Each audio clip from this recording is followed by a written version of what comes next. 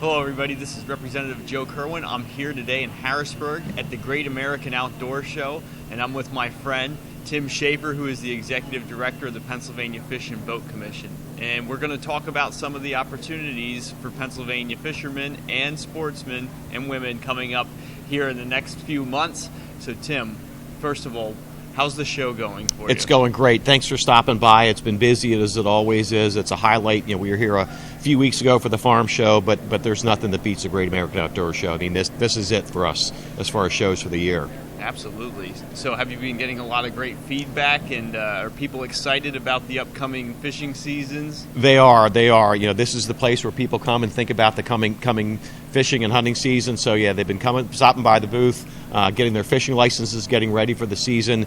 Lots of questions about trout season. We just last week we released our stocking schedule, which I know was really popular with your constituents. So I think that's front of mind for people. Is hey, when's the opening day of trout season this year, which is April 1st. Our Mentored Youth Day, which is March 25th.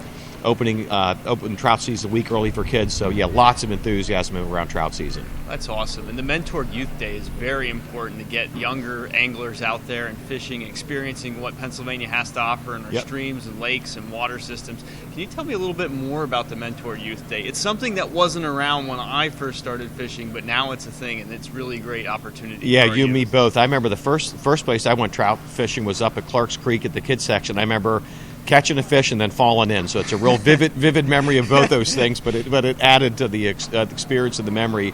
But yeah, we started this several years ago where we opened trout season a week early.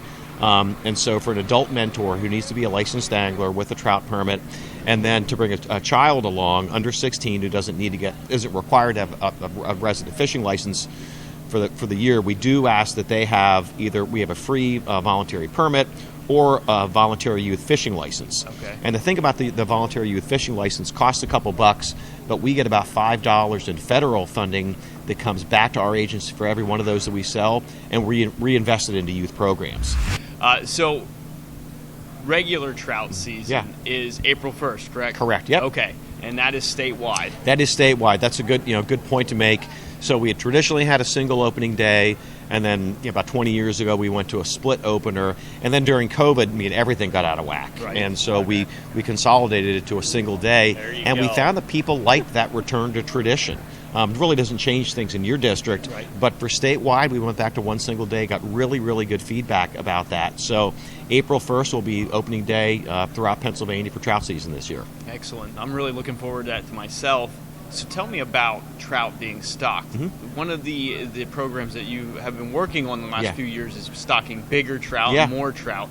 I read somewhere, I forget where exactly it was, but there's going to be over 3 million trout stocked this year? Yeah, so we stock about 3.2 million trout from our state fish hatchery system, which is consistent with what we've been doing, but we're stocking more larger fish, more of the brood fish. You've got a better chance than ever of catching one of those. Our golden rainbows, or some people still call them palominos, are actually technically a golden rainbow trout. We're stocking more of those than ever. We also list where we're stocking those on our stocking schedule. It used to be they were just looped in with the rest of the rainbow trout. Another thing that's really popular in terms of the larger trout is our Keystone Select Stock Trout waters. The Wiccanisco up your way is one of those streams where we have a higher abundance of the larger fish that we stock. But and our staff will tell you, every trout's a trophy. I say that about whether it's deer hunting or trout fishing. Any animal is a trophy when you're out there. So. But we're really proud of the product that our staff produces. Also want to thank the Volunteer Sportsmen's Clubs, our cooperative nurseries. We have about 150 of those statewide. They produce another 1 million trout. And that's on top of the unbelievable wild trout resources that we have in Pennsylvania. We really have something for everybody when it comes to trout fishing. And no sooner does our attention turn from trout season then you have the bass opener in June. You've got unbelievable pan fishing, walleye, muskie. There's something for everybody. Very cool. One of the programs that I took part of when I was in high school was Trout in the Classroom. Yep. Are you still doing that? We do. Trout in the Classroom, it's incredibly popular. We're in about half the school districts now in Pennsylvania. And if anybody's listening, if you're a teacher, we provide trout eggs to teachers. They use them typically as part of their science curriculum raise them up throughout the year, and then release them in the spring. It's not meant to be a stocking program so much as to teach kids about water quality. And you may come into the classroom after a week and like, oh my gosh, half the fish are dead. What happened? Well, your chiller went down. Right. And there's a good way to teach kids about the importance of cold water. But Trout in the Classroom, really, you mentioned Trout Unlimited. Thank you to that organization for the support that they give.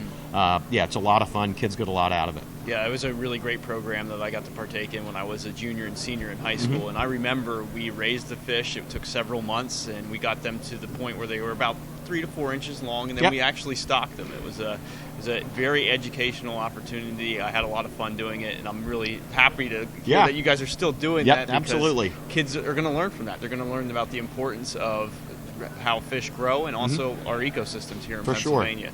So obviously the Fish and Boat Commission deals with fishing, but boating is another major part of your operations. You got it. And if there's one thing that people remember from this conversation, it's wear your life jacket, particularly this time of year. We have a mandatory life jacket requirement from November 1st through April 30th. All canoes and kayaks and boats under 16 feet, you have to wear your life jacket in those cold weather months. Most of our accidents happen in the warm weather months when there's more people boating, but disproportionately the fatalities happen in the cold weather. We put that, our Board of Commissioners did about 10 years ago, put the regulation into effect. We've cut our cold water fatalities in half. So please, please, please wear your life jacket. Hey, Tim, I really appreciate all the information that you gave. I'm looking forward to a great fishing season, a great trout season, and I'm looking forward to working with you as well. We'll see you out there. Thanks, Joe. Sounds good.